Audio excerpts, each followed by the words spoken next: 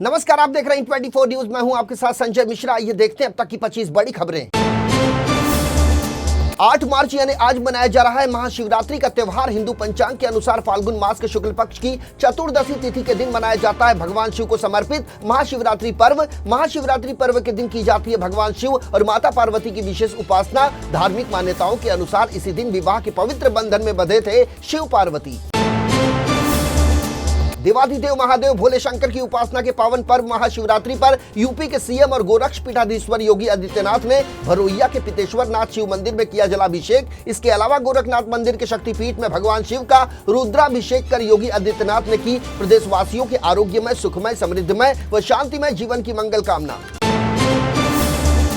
महाशिवरात्रि को लेकर पूरे पंजाब में दिखा श्रद्धालुओं में गजब का उल्लास। सुबह 4 बजे से ही मंदिरों की बजने लगी घंटियां, वहीं बम बम भोले के जयकारों से गुंजायमान होने लगे शिवालय। मुख्यमंत्री भगवंत मान ने अपनी पत्नी डॉक्टर गुरप्रीत कौर के साथ मोहाली फेज 11 के शिव मंदिर में टेका माथा और विधिवत तरीके से की महादेव की पूजा।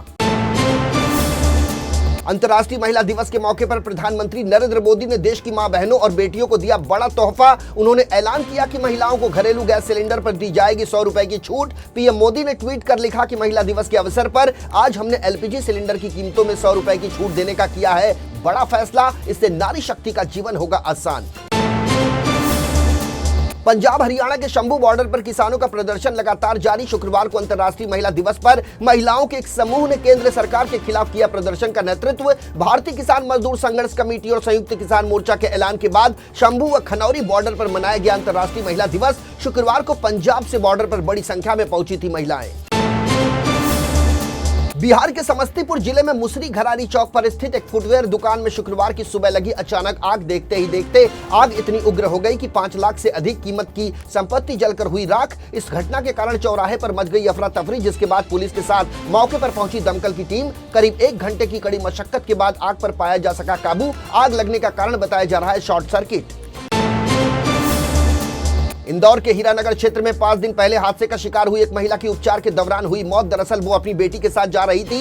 एक अचानक बाइक ने दोनों को मार दी जोरदार टक्कर, जिससे महिला के सिर और कंधों पर आई गंभीर चोटें। अस्पताल में चल रहा था घायल महिला का इलाज, लेकिन इलाज के दौरान हो गई उसकी मौत। प्रधानमंत्री नरेंद्र मोदी ने इन्फोसिस के संस्थापक नारायण मूर्ति की पत्नी और सामाजिक कार्यों के लिए प्रसिद्ध सुधा मूर्ति को राष्ट्रपति की ओर से राज्यसभा के लिए मनोनीत किए जाने का किया ऐलान। पीएम मोदी ने ट्वीट कर लिखा कि मुझे खुशी है कि भारत के राष्ट्रपति ने सुधा मूर्ति को राज्यसभा के लिए किया है नामित। सामाजिक कार्य, परोपकार और शिक्षा सहित विविध क्षेत्रों में सुधा जी का योगदान रहा है असीम और प्रेरणादायक। राज्यसभा में उनकी उपस्थिति हमारी नारी शक्ति का एक शक्तिशाली प्रमाण, जो हमारे राष्ट्र की नियति को आकार देने में महिलाओं की ताकत और क्षमता का है एक बेहतरीन उदाहरण।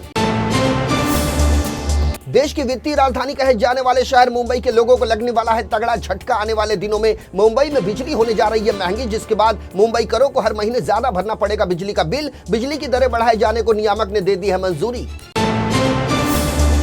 मुंबई वासियों के लिए बिजली की दरें होने वाली है 24% महंगी। महाराष्ट्र इलेक्ट्रिसिटी रेगुलेटरी कमीशन ने इसके लिए टाटा पावर को बिजली की दरों में औसतन करीब 24% की बढ़ोतरी करने की दी मंजूरी। बिजली की दरों में बढ़ोतरी की ये मंजूरी वित्त वर्ष 2024-25 के लिए है, यानी मुंबई वासियों के ऊपर 1 अप्रैल 2024 से पड़ने वाला है महंगी बिजली का बोझ। आर्टिकल 370 के प्रावधान निरस्त करने की आलोचना करने संबंधी व्हाट्सएप स्टेटस को लेकर एक प्रोफेसर के खिलाफ दर्ज प्राथमिकी सुप्रीम कोर्ट ने कर दी खारिज। अदालत ने कहा कि प्रत्येक नागरिक को सरकार के किसी भी फैसले की आलोचना करने का है पूरा अधिकार। सुप्रीम कोर्ट की तरफ से मामले पर सुनवाई के दौरान फ्रीडम ऑफ स्पीच यानी अभिव्यक्ति की स्वतंत्रता को लेकर की गई थी अहम टिप्पणी। लोकसभा चुनाव की तारीखों का 14 या 15 मार्च को हो सकता है ऐलान। हालांकि चुनाव आयोग की तरफ से इस संबंध में नहीं किया गया है कोई आधिकारिक ऐलान। वहीं कांग्रेस की केंद्रीय चुनाव समिति ने लोकसभा चुनाव के लिए छत्तीसगढ़, केरल और कई अन्य राज्यों में करीब 40 सीटों पर उम्मीदवारों के नाम पर लगा दी अपनी मुहर।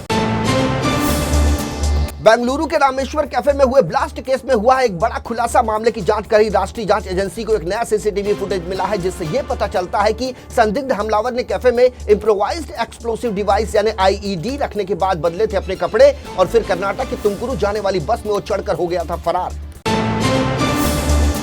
राजस्थान के झुंझुनू में एसीबी ने आय से अधिक संपत्ति के मामले में की बड़ी कार्रवाई। एमएमएस मेडिकल कॉलेज के ऑफिसर डॉक्टर रंजन लांबा के पास आय से अधिक संपत्ति के मामले में झुंझुनू एसीबी की ओर से की गई छापेमारी। इस दौरान डॉक्टर की इनकम 14 सालों में 4.2 करोड़ के बजाय 20 करोड़ रुपए मिली। इसे लेकर अब एसीबी की टीम कर रही है आगे की जांच, क्योंकि ये रकम डॉक्टर की इनकम से है 114% ज्यादा।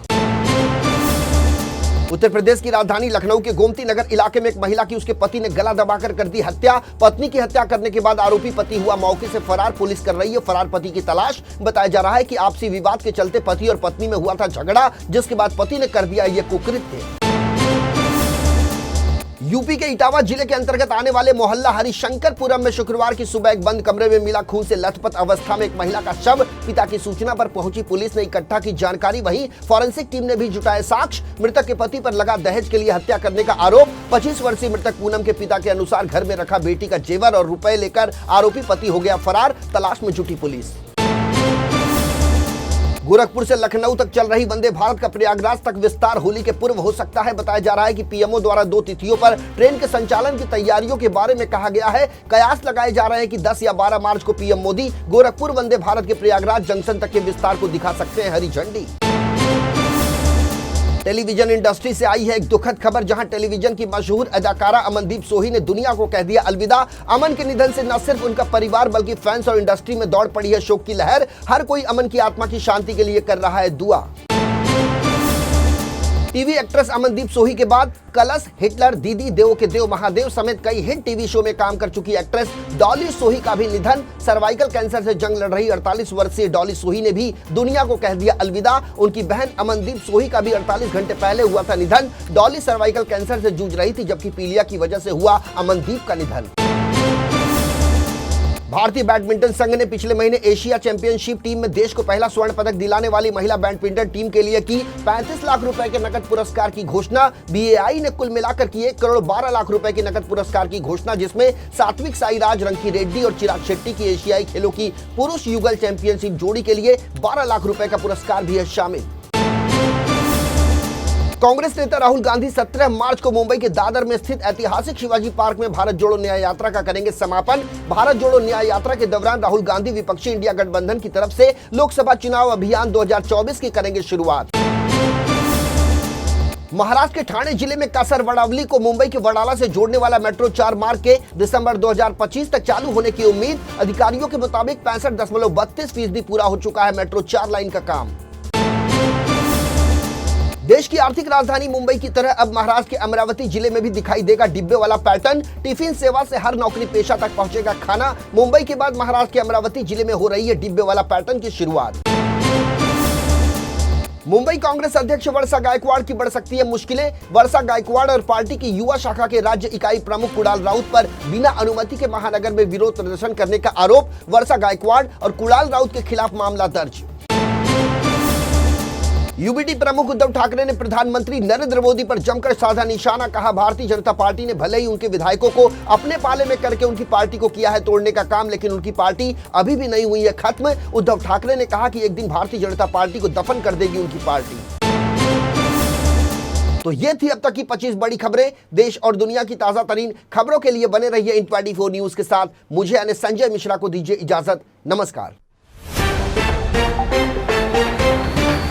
को एक बड़ी जानकारी दे दें कि इन 24 न्यूज अब कई केबल नेटवर्क 7 स्टार के साथ साथ कई ओटीटी प्लेटफॉर्म पर भी उपलब्ध है, जिसमें टाटा प्ले स्टोर, जियो टीवी, ई बाबा, डेली हंट, एंड्रॉइड टीवी समेत कई ओटीटी प्लेटफॉर्म हैं, जिस पर इन 24 न्यूज 24 घंटे साल के 365 दिन उपलब्ध हैं। इसके अलावा अब तक यदि यूट्यूब पर आपने इन 24 न्यूज को सब्सक्राइब नहीं किया है तो आप इसे तत्काल सब्सक्राइब करें, ताकि आपके इलाके की खबर समय रहते आप तक जरूर पहुंचे।